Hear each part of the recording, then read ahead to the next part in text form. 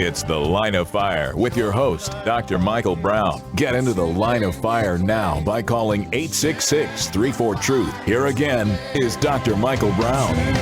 All right, we have successfully connected with our guest, Jonathan McLatchie, in England, Christian writer, speaker, debater. He holds a bachelor's degree with honors in forensic biology, master's degree in evolutionary biology, second master's degree in medical and molecular bioscience, currently a PhD student in cell biology, and an avid proponent of the scientific theory of intelligent design. He's done many radio debates and has also discussed and debated issues regarding atheism and Islam. And interestingly, the first call we got from a father wanted to know how to explain the Trinity to his 13-year-old.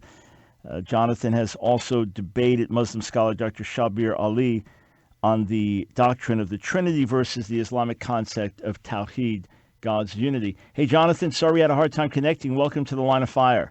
Hey, thanks for having me on. So, Jonathan, just to jump right in, what's the difference between intelligent design as a scientific theory and simply believing that God created the universe? Sure. Well, the belief that God created the universe is really concerned with ontology, what is the source of being, whereas intelligent design really is the quest for detecting the products of design in the world. So intelligent design is predicated upon the standard principles of scientific methodology.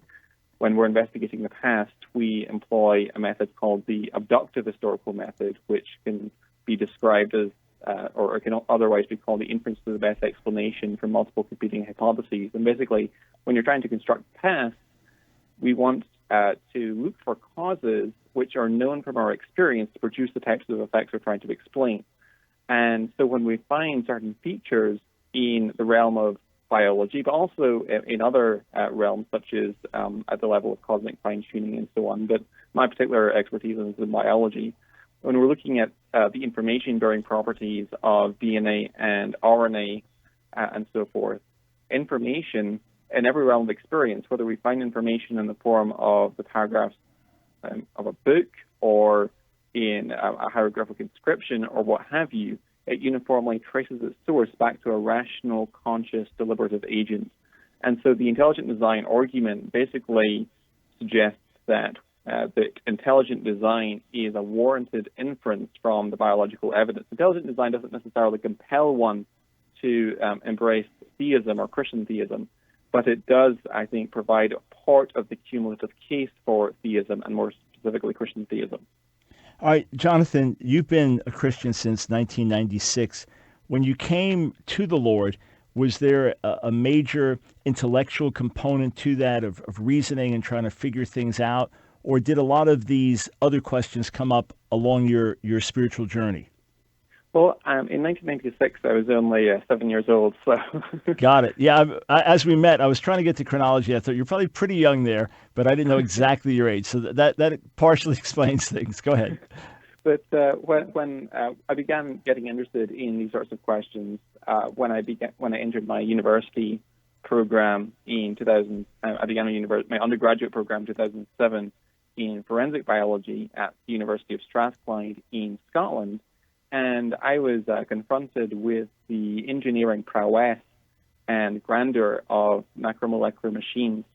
And it often baffled me as an undergraduate in studying the world of molecular biology, how anyone could go through a 4-year university-level program in biology and come out an atheist at the other end, because the evidence seemed to be so compelling.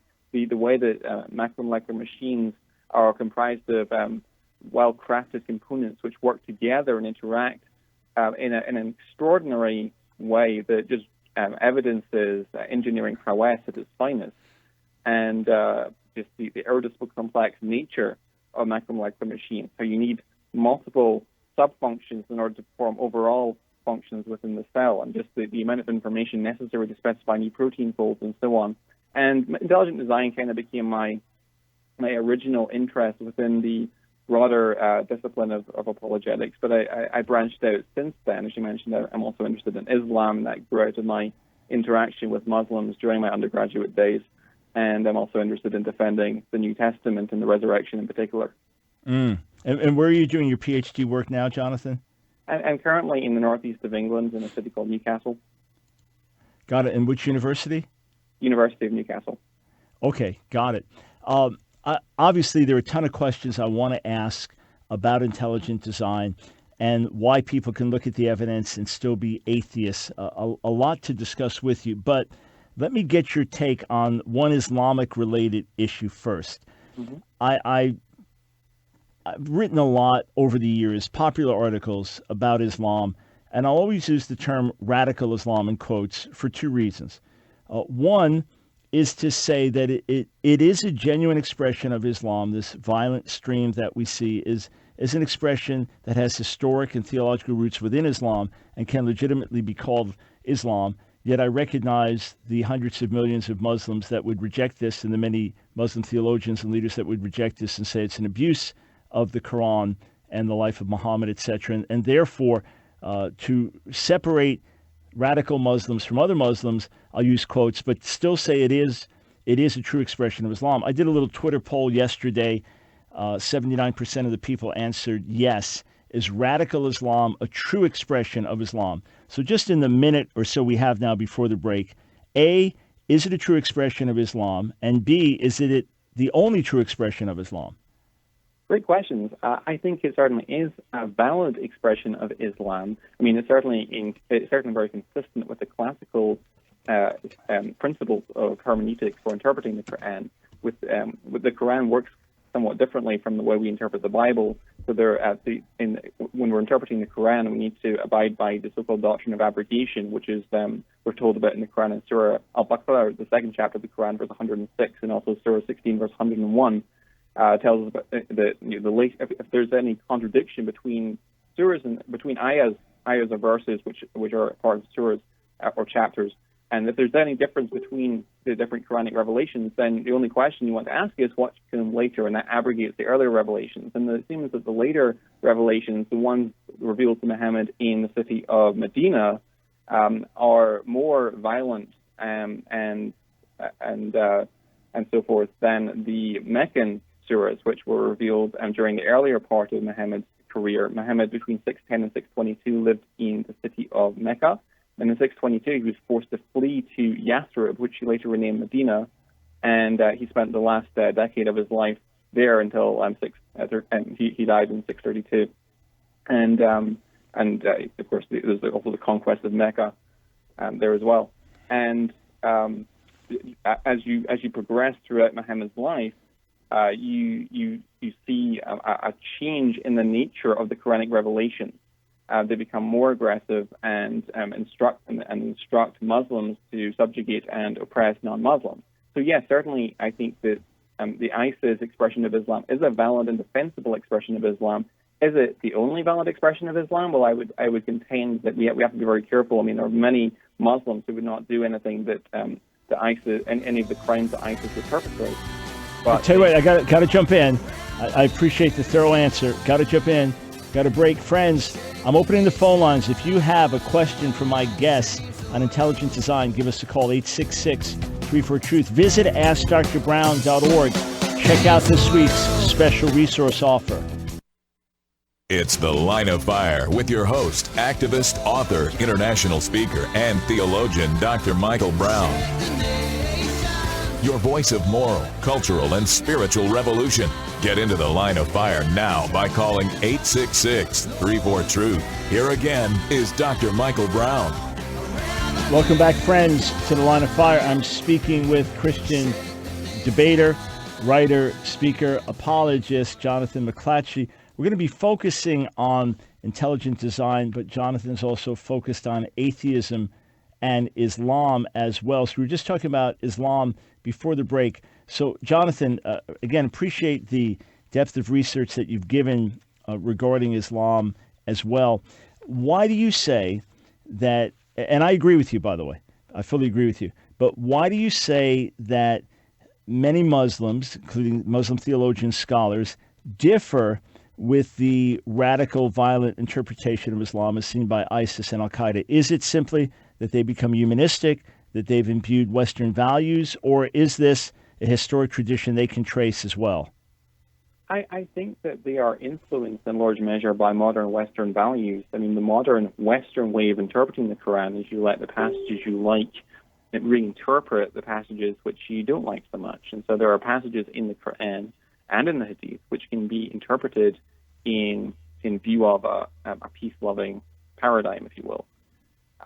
But there are also passages which ISIS and other groups would use to justify their actions. And the classical way of interpreting the Quran, the one pioneered by Muhammad himself and the one adopted by the great Quranic commentators, including Ibn Kathir, who is widely regarded by Sunni Muslims as the greatest Quranic commentator of all time, is in view of the doctrine of abrogation, where you let later chapters abrogate the earlier chapters. And the Quran, Surah Al-Tawbah, the 9th chapter of the Quran, is particularly violent. And Surah Al-Tawbah, or the 9th chapter of the Quran, is purportedly the last revelation given to Muhammad just before he dies in 632. The Quranic revelations, of course, were delivered piecemeal between December of 609 through to 632. Muhammad himself was born in 570, and the revelations progressively get more violent. And Surah Al-Tawbah can be considered almost like Muhammad's last marching orders, if you will, before his death. And you asked, are there other valid expressions of Islam? Sure. There seems to be 3 stages of jihad that we find going throughout Muhammad's life. Where first you have stealth jihad, and your listeners may have heard of the doctrine of taqiyya, which is basically a principle of deception, which is taught in the Quran. And I think it's Surah 355 and Surah 16, verse 101, if I remember correctly, which is basically the idea that you can deceive people if by telling the truth you would put yourself or the Muslim community in jeopardy. And this seems to have been practiced by Muhammad himself. For example, there's a text in Al-Tabari's history where some of the Qurayshi leaders, including Abu Jahl and so on, went to a meeting with Muhammad's uncle called Abu Talib at Abu Talib's home. And Abu Talib, of course, was the leader of Muhammad's clan, and they were there for the purpose of talks of truce. And Muhammad basically asked them to become Muslims, and he says, by taking Shahada, all of Arabia will submit to you, and you will rule over the non-Arabs. The non-Arabs weren't threatening him at this time, and he's already plotting to rule over them. But behind that's taking place behind closed doors. Whereas out in his public ministry, you have text revealed like Surah 109, which basically the gist of it is, I have my religion, you have yours. Let's all just live together in harmony. So there's this first stage of jihad, which is stealth jihad, and then it moves on later in Muhammad's career to defensive jihad when they have a stronger presence, a stronger military presence, and then later they have commands for offensive and defensive jihad for non-Muslims. And by the way, in the second hour, interestingly, I've got a professor coming on who wants to talk about the origins and growth of jihad. All right, we'll turn our focus to intelligent design. Fire we want, for fire we bleed. Stand in the fire. It's The Line of Fire with your host, Dr. Michael Brown. Get into the line of fire now by calling 866-34-TRUTH. Here again is Dr. Michael Brown. Welcome back, friends, to The Line of Fire. I'm speaking with Christian apologist Jonathan McLatchie. 2 master's degrees with biology focus, now working on his PhD at the University of Newcastle in England on cell biology. There's a ton that we could obviously talk about with regard to Islam, with regard to atheism. I want to focus in on intelligent design, and specifically a first question, Jonathan, when it ties in with atheism. I was flying somewhere in the States one day, and the fellow next to me headed up a school that just worked with PhD science students on the West Coast. So it was kind of the elite of the elite.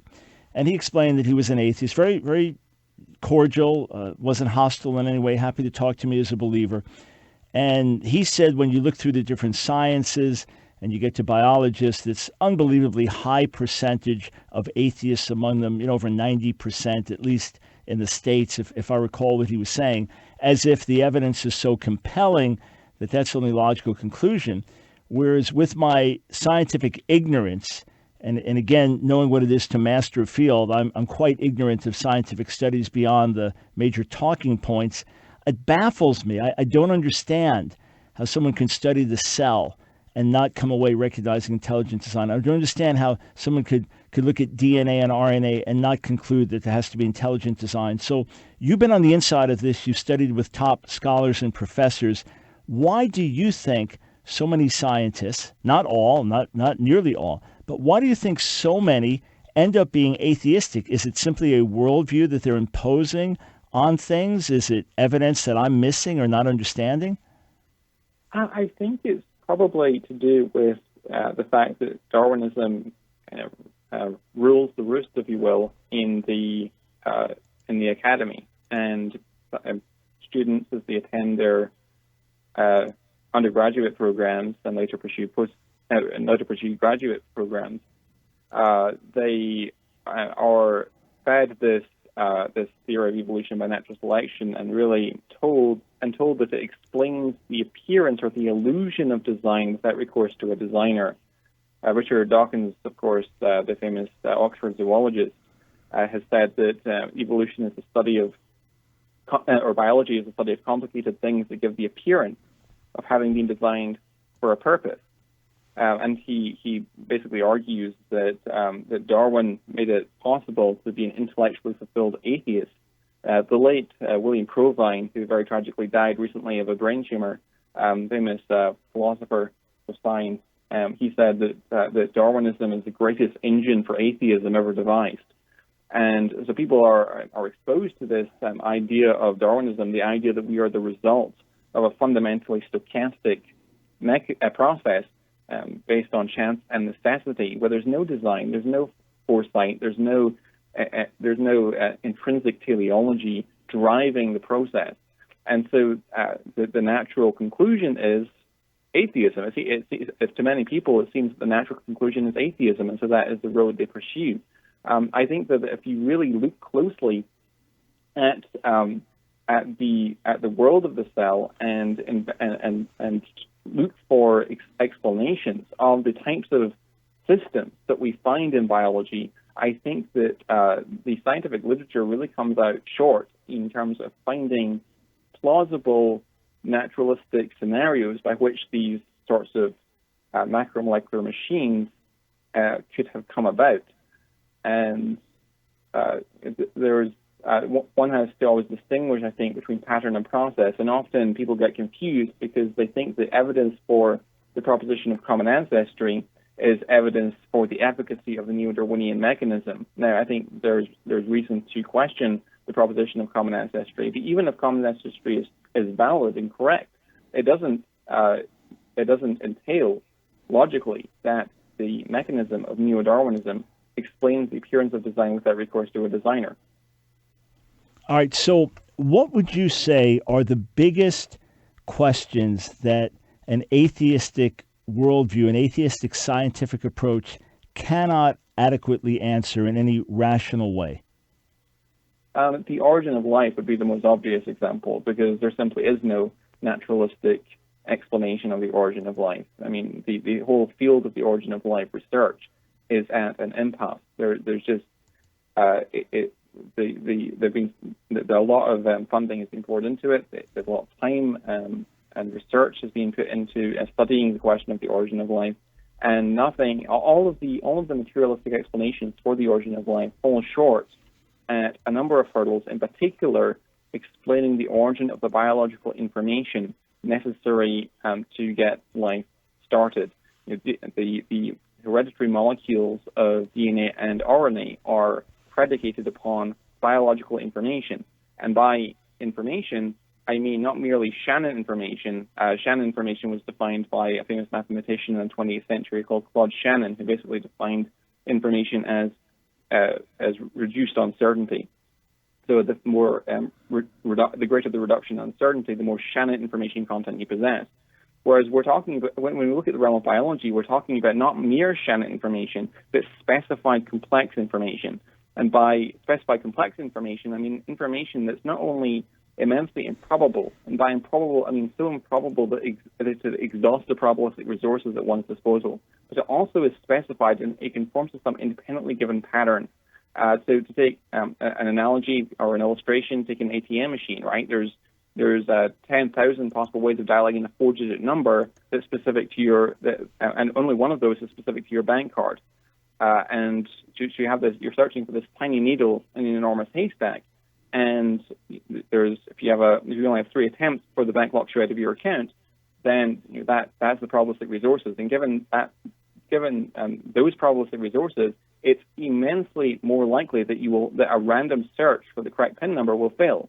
And likewise, we have a similar situation going on when trying to explain the origin of biological information. Yeah, obviously we could plunge into each of these more deeply, but I hope our listeners are able to digest the details which you're presenting with clarity. What about the question of the origin of the universe, the origin of matter? Again, just looking at this in a simplistic way, it boggles my mind that someone would not recognize, okay, if matter exists, it had to come from somewhere. Even Stephen Hawking's saying, well, gravity created the universe, without the question of where does gravity come from. The idea of nothing creating everything. Am I oversimplifying things, or does that present a real philosophical, scientific issue? Where does matter come from? And if you have gases, where does this come from? Does that present a philosophical and scientific question?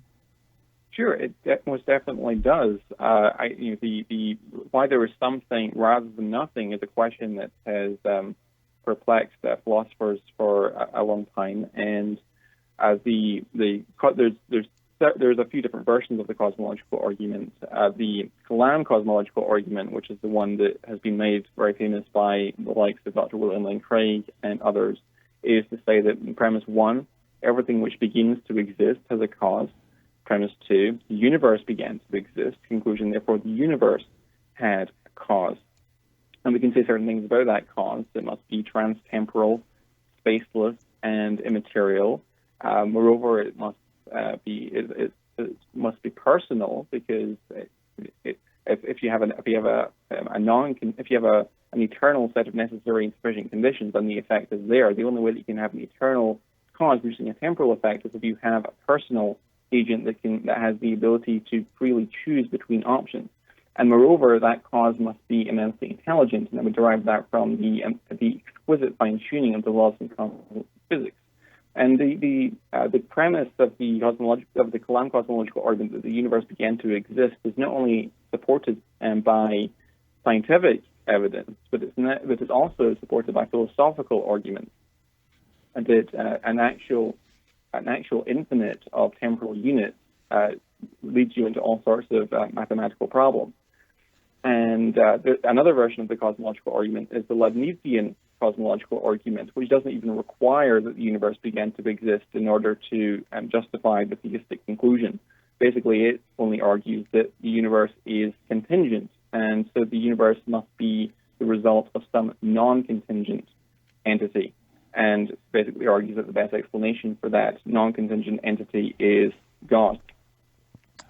Yeah, and when I've heard the arguments presented, Jonathan, they've been so self-evident, they seem so rational, that I gave a presentation once to young people. I was asked to discuss some of these issues, Christian high school kids, and I said, there's the old dictum, I think, therefore I am. I said, well, my dictum is I am, therefore God exists. R.C. Sproul says, look at a shoe. The fact that a shoe exists, that anything exists, points to the fact that something had to bring it into existence, all the more when it is the wonder of life and the wonder of a human being. I've got a few more minutes with my guest, Christian apologist Jonathan McLatchie. We'll be right back.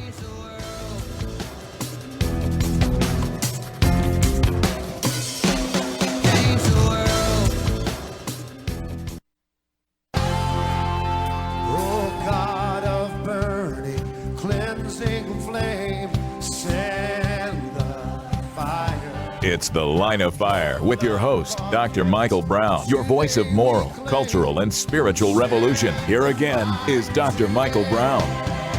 Welcome back, friends, to The Line of Fire. Having a delightful time speaking with Christian apologist Jonathan McLatchie, 2 master's degrees in biology, technical subjects within biology, now working on a PhD at the University of Newcastle. And Jonathan, someone asked off the air, are there systematic parameters for teaching intelligent design? So we have this debate in America, of course. Some of it is just considered to be religious obscurantism and fundamentalism and wanting creationism taught in schools as an alternative to Darwinian evolution. And then others say, well, we're not advocating creationism because you could argue that that is a religious subject. We're simply arguing intelligent design, purely scientific parameters. Can you give a good reason why someone would not want, aside from just philosophical dogma, can you give a good reason why we shouldn't teach in a systematic way intelligent design as an alternative to Darwinian evolution? And if you agree it should be taught, what are the parameters? How would it be taught scientifically? I think we need to be careful because intelligent design currently has a minority, it's a growing minority, but a minority nonetheless of the scientific community that backs it. And so, since intelligent design is not the quote-unquote mainstream or consensus view among biologists, I would say that we should hold off and at least pushing it into the public school curriculum, because I don't think, we don't want to jump the gun. We want to do science in the way that science is always done, and work on intelligent design as a scientific theory and develop it as a rigorous scientific research program. And eventually, as we become more and more dominant within the scientific community, then eventually we might see intelligent design trickle down into the public school science curriculum. As I personally think that public schools should nonetheless teach the strengths and weaknesses of scientific theories which are currently taught, including neo-Darwinian theory. There is a lot of controversy about the efficacy and adequacy of the various evolutionary mechanisms in the scientific literature. And so I think that should be discussed freely and openly. And intelligent design, I think teachers should have the freedom to mention intelligent design and to mention that they subscribe to intelligent design, and even mention some of the arguments for intelligent design. But I don't think that it should be mandated. I don't think another point to remember is I don't think I don't think we can expect teachers to necessarily treat it fairly if we were to mandate intelligent design as a public school curriculum in any case. All right, and if you were teaching it in a scientific way, what, not in an apologetic way where you want everyone ultimately to know the one true God through his son Jesus, but if you were teaching this in a scientific way only, what would your end goal be in teaching intelligent design to students? Well, I would try to articulate the methods that intelligent design proponents use to detect and infer design in biology. I would look at some of the principles and concepts that has been developed by the intelligent design community, including specified complexity and irreducible complexity, and looking at some of the research that's been done at the Biologic Institute, for example, which is an intelligent design laboratory based in Washington State. And so that would be my approach. Got it. All right. There's so much more we could discuss, Jonathan. We'll have to connect again on the air, but I'm going to ask you a very difficult to do something very difficult in 2 minutes. What were your principal arguments when you debated Shabir Ali in favor of the Trinity over against Islamic doctrine of Tawhid? Can you summarize those for us in maybe 2 minutes or less? Sure. My first argument was that the doctrine of Tawhid has its own internal problems. So I pointed to various texts in the Qur'an which support the notion that Allah is the sole creator of life, that creation is a sole divine prerogative. And I pointed to passage in Surah 19, which basically says that the Spirit was the one who bestowed upon Mary a boy. And this also dovetails with Surah 66:12, where the Holy Spirit is said to be breathed by Allah through Mary's private parts, and that was what brought about the birth of Jesus. And there's also other texts which say that the Spirit was breathed into Adam, that's what brought Adam to life, and so on. And there's a text in Surah 33 which suggests that or Surah 32, that suggests that the Spirit is involved generally in the creation of human life. I also pointed out that according to the Qur'an, in Surah 352 and Surah 61:14, the disciples of Jesus were Muslims, and so then I built an historical argument for the disciples being Trinitarian. I drew primarily on Paul and upon Mark, and they argued that Paul was Trinitarian, or at least he had a very high Christology from the deity of Christ, and there's also some evidence that might suggest he's Trinitarian, and that he was approved of by the Jerusalem church. I made an argument for that. I also made an argument for Mark being based upon the teaching of Peter, and so I suggested that Mark, because you can demonstrate the Trinity from the first 3 chapters of Mark. We have the deity of Christ presented in verses 2 and 3, when Isaiah 40 is applied to Jesus. Then you have the distinction of the Father, Son, and Spirit in the baptism narrative, also in chapter 1. And then in chapter 3, you were told that you can blaspheme against the Holy Spirit, which suggests that the Holy Spirit is in fact deity. And then my third argument was that the Injil, or the Gospel, is Trinitarian. And then I basically presented my arguments for that, because the Qur'an actually affirms the Injil. And so if the Injil, which is in the possession of the Christians of Muhammad's time, is Trinitarian, the Muslims have a problem. Got it. Yeah, well, another time we'll have to find out how Shabir Ali responded and how the audience took it. But Jonathan, I commend you for the work that you are doing, and trust that the Lord is going to continue to use you to put mind, heart, and spirit together to touch your generation in England and beyond. So we'll connect again and look forward to chatting face-to-face again one of these days. Thank you. Thank you so much. All right, friends, I did not get to calls just because of the limited time I had with my guest, but I'm going to take a couple of calls right at the top of the next hour, all right?